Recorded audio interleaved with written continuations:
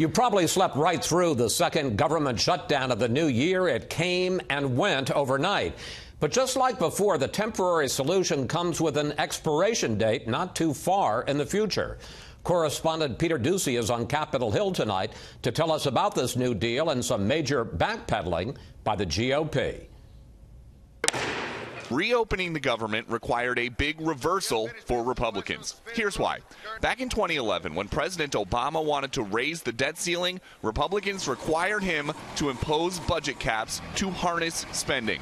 Mr. President, we will raise the debt ceiling, but only if you agree to cut up the credit cards. But this morning, Republicans wanted to freeze the debt ceiling, and they made a deal that got rid of those caps to do it. Don't you remember when Republicans howled to high heaven that President Obama was spending us into the gutter, spending us into oblivion? President Trump blames the balance of power, tweeting today, quote, "Without more Republicans in Congress, we were forced to increase spending on things we do not like or want in order to finally, after many years of depletion, take care of our military. Sadly, we needed some Dem votes for passage, must elect more Republicans in 2018 election."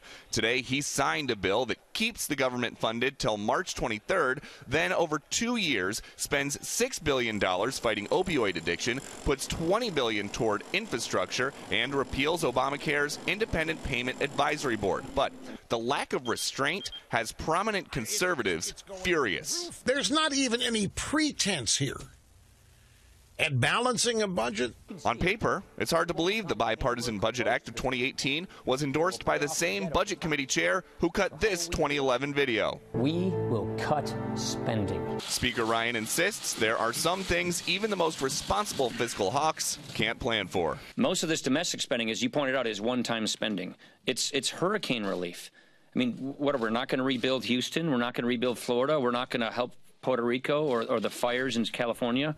After a late night, most lawmakers slept in and then went home. But in a mostly empty Capitol today, I did see the White House Legislative Affairs Director Mark Short, who said he was here for meetings with Republican offices about DACA. Short told me that next week DACA talks are really going to pick up ahead of the deportation deadline in 24 days. Chris?